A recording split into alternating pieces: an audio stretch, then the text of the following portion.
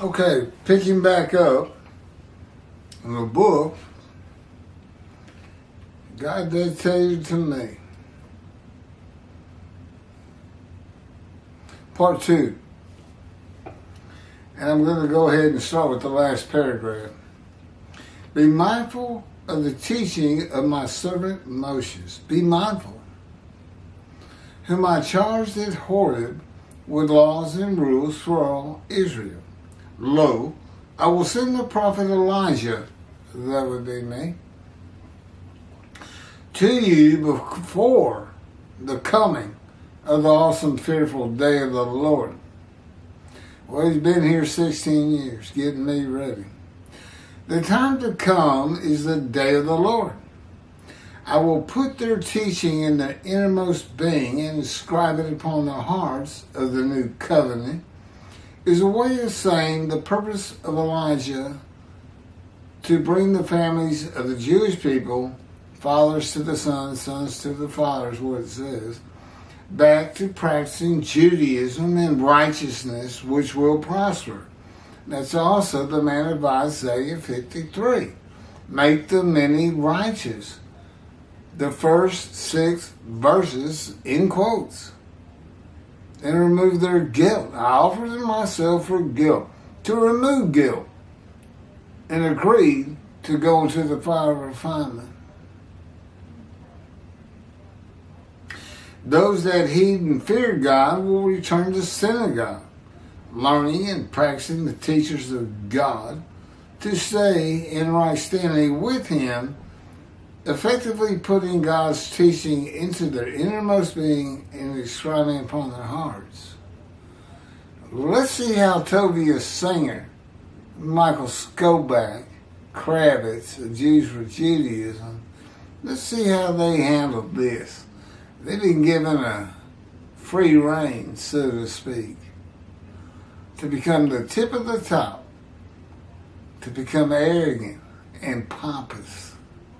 And their ignorance shows through.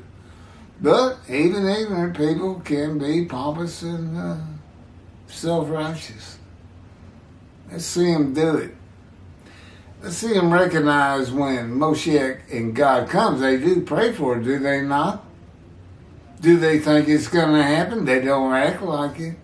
No, they hear about me and they stick their head in the sand and say, I've got 66,000 followers. He can't hurt me or my book. Right, Tovia? Jews for Judaism? How many followers do you have with your false teaching?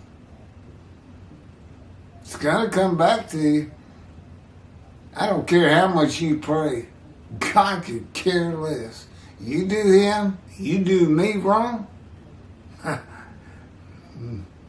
I just say, you got things up against you you never discovered. You're not going into the scroll of remembrance. You will not see the Jewish heaven, any of you, period, till you come correct.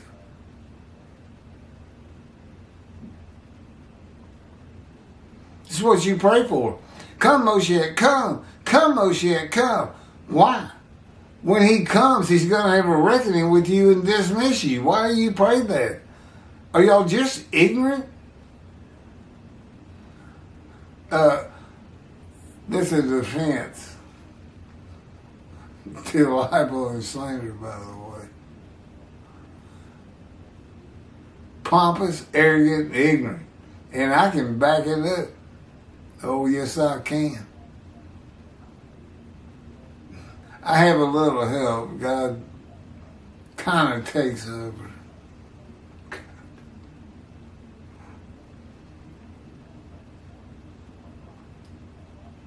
God could see Greece and Rome and their mythology of gods and men who are gods, that would be Jesus, and knew they were coming one day. And when they found the people of the book, of one God, that destruction of the second temple and expulsion, dispersal, exiles from the land was coming with them, and that the land would be desolate for ages. God's prophecy is based on absolute knowledge of humanity from beginning to end. In the days of Jeremiah, it was time to look forward to the days of the third temple in Jeremiah. And God had Jeremiah write his words accordingly. See, a time is coming. In his day, Jeremiah, the Jewish people, became the Assyrian Babylon exiles by the defeat and deportation of Judah to Babylon that had been Assyria when the other tribes were previously defeated, and deportation from the northern kingdoms and lands east of the River Jordan. Sin forgiveness is in the book of Isaiah for the Assyrian Babylon exiles and the second temple. They became, for whatever reason, God wants the holy seed to build it. He's God. Whatever he wants, you give him. Yeah. Okay. That's what you say. Okay. We'll build it. That's what you say, Jewish people. Yeah, we'll do it on Mount Zion. Okay. You want the specifications on that? You want to know what it looks like? Yeah, they do. God says you do. He'll give it to me when he's ready. Welcome to my nightmare. Sin forgiveness in the book of Isaiah for the Assyrian Babylon exiles in the second temple, and sin forgiveness to the Roman dispersal, and the third temple is in the book of Jeremiah for a time to come. The time when Israel returns to the land of desolation and makes it bloom again, and it has, and renews the old cities and Jerusalem, and that is today. Isaiah 61:5. Strangers shall stand and pasture your flocks. Aliens shall be your plowmen and vine trimmers. Do we really want to read this? In the return, I guess we do. In the return of the Assyrian Babylon exiles, the northern kingdom was inhabited by Gentiles imported by the Assyrians. Today, the stranger among the Jewish people are the Israeli Arabs and the Israeli Christians. The aliens are the trespassers, Palestinians, and Arabs who are not Israelis. Isaiah 61, while you shall be called priests of the Lord and termed servants of our Lord, servants, not righteous servants. This is after Isaiah 53. Can you Jewish people not get it? Tobias still thinks he's a righteous servant. Skobach thinks he's a righteous servant. Kravitz thinks he's a righteous servant. And yet none of them can give you any commentary that backs that belief. Liars. Liars.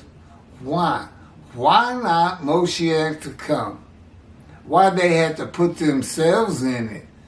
Is it selfishness? Is it ego?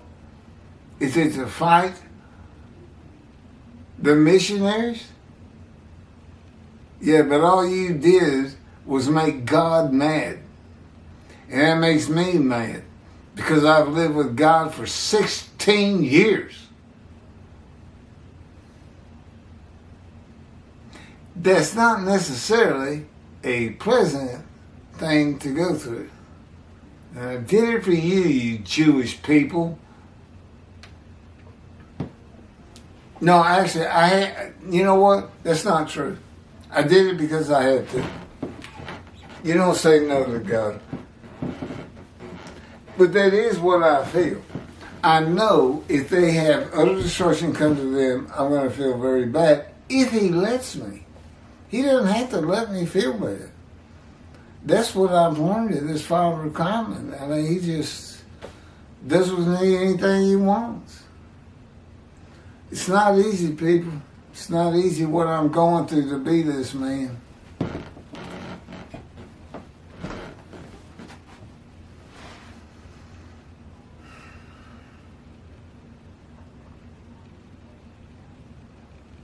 While you shall be called priests of the Lord and termed servants of our God, you shall enjoy the wealth of nations and revel in their riches.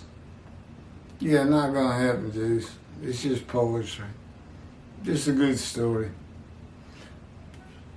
The Assyrian and Babylon exiles were forgiven of all sins, became a holy seed of God, and they rebuilt the second temple.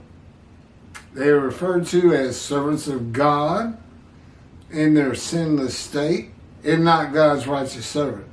Elijah comes and delivers the new covenant with sin forgiveness for the Roman dispersal to be a holy seed, and they will rebuild the third temple for God to return suddenly with the assistance of God's righteous servant as David, Elijah, prophet like Moses, the man described in 53, Moshe. Israel is one of the greatest countries on earth. There ain't any question about that. They have wealth and riches equal to any nation for its size and more than most. The nations are not going to give Israel their wealth and riches. That's just poetry up there. This is what we'd like to hear. As many believe will happen in the redemption era. They have the same wealth and riches. Nobody's going to give you your stuff. People just don't do that. What do you think? The Arab Emirates are going to say, we're going to give you all of our billions and billions and billions and billions of dollars because you're Jews. Really? Well, that's what Kravitz and Skoback and Tobia think. They believe that. Now that's spooky. Not the word I would have used.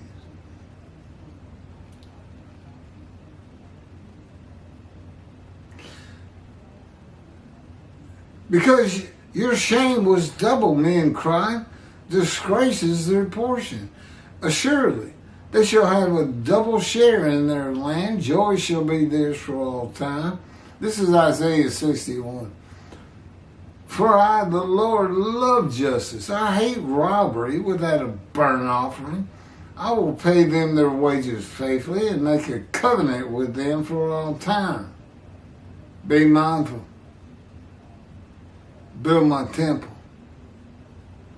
Their offspring shall be known among the nations, their descendants in the midst of the people. Jesus spread out all over the world. All who see them shall recognize that they are a stock the Lord has blessed. No more taunts of the nations. Yeah, if your rabbis would do their job. Verse 8 references the covenant made with Moses and the Israelites, which is eternal, but never complete until the vindication, not restoration and peace on earth, the vindication of the Lord in the awesome, fearful day of the Lord. What sounds peaceful about that? You rabbis, I'm a prophet of God, okay? I understand you rabbis are way down here, and they mean nothing to me. I was taught by God who wrote the book. And you got these men teaching men, do as 10 lost tribes. The world's going to love us. Here's the bucket, give me donations. That's what I think of your rabbis.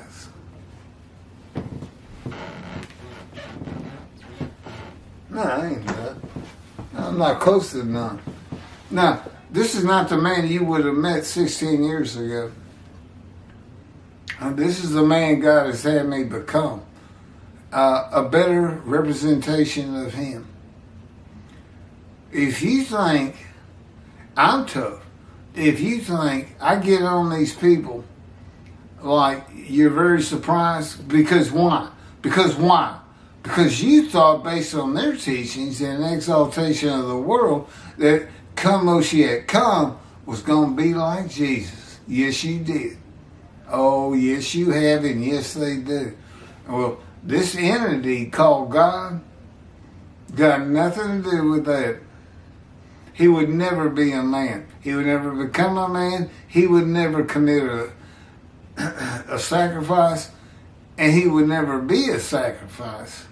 Not the man the person that I know. He is a person. But you can't equate him to a human being in any context. Not on forgiveness. You know, Jews for Judaism, Outreach Judaism, Tovia, Kravitz, Skoback. They thinking themselves, well, I do so much, it'll be all right. Well, you don't have one clue of who God is.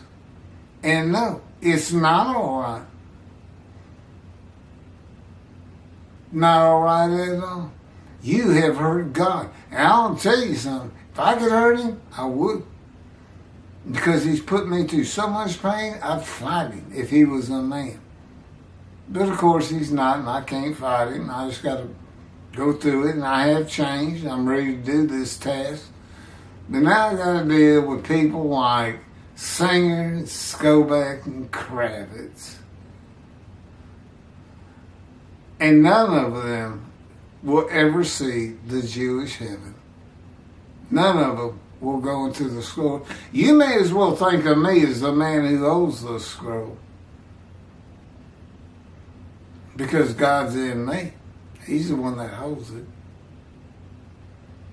And the angel of his presence, the man divine beings. Well, you better respect that. All of your people, everything you teach and think about comes from the Hebrew Bible. 20 plus prophets of God speak his words. Men and divine beings. And you don't even understand that. You're so lowly to me. What do we say, kindergarten? You may be as well teaching the Hebrew Bible in kindergarten. Oh, God's coming after you, and what you don't understand is I got 150,000 views, and none of the views come hot and heavier than Tovia Singer. I got 3 of them. One of them, what, 173 today? Yeah, it doesn't sound like much, but I've been doing it for 2 years. You're well over 3,000-4,000 viewers hearing me telling you for what you are. A fraud, a charlatan. Don't tell me you just didn't make that up. Don't tell me. You want me to say the big word? An absolute liar. You can't possibly know that 53 describes the righteous servant of God, unless you say it's Hitler. You say, well, God had me read the Hebrew to English and made me think it could be, Leviticus guilt offering. Really?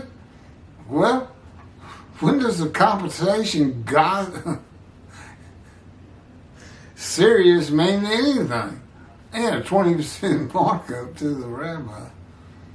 Yeah, you didn't mention that, did you? See, I see all kinds of lies in everything you're saying. So does God. That's why it's being said. He speaks through me. Go ahead and keep ignoring it. We're going to dig you down until you are nothing. We're going to take that 66,000 from you. Oh, there may be half of it for stupid Christians, but we'll see. And, I get my moment. And Keith says, you can't beat him. I mean, you're losing right now. It's not going to, it may take a long time. Me and the Spirit call him Pokey. He's so slow. He says, I'm very thorough. So,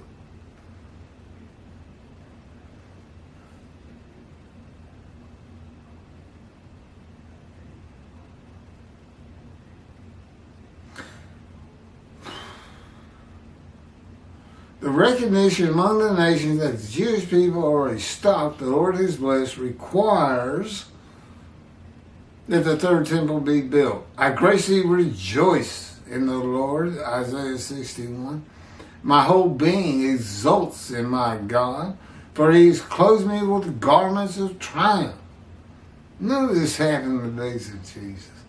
Wrap me in a robe of victory, like the bridegroom adorned with a turban, like a bride bedecked with her finery. For as the earth brings forth the growth, and a garden makes the seed shoot up, so the Lord will make victory, not peace, and renown shoot up in the presence of the nations. He didn't pick an exactly peaceful person, see. You understand? Was Moses a peaceful man? No. He killed a man the first time we see him in anger. Ezekiel tells us, I went in the fury and bitterness of my spirit. And he's a priestly man. In the hand of God. That's who he looks for. To take on the rebellious breed. Victory and renown for the Assyrian Babylon exile was the building of the second temple. That's in verse 13, by the way, Michael. Go back. If you think that means exaltation of the world, you do point it out in your verse by verse Isaiah 63. And you go on with the most ridiculous and absurd narrative. Next to Toby the Singer. Yeah, you are number 2 that I've ever seen.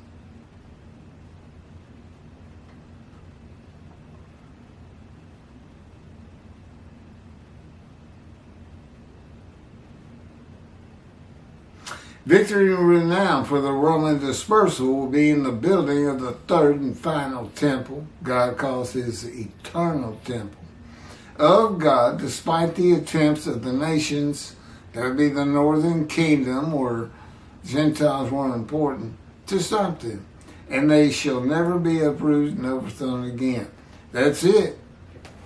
Now we go to chapter 32, the new heaven. I should have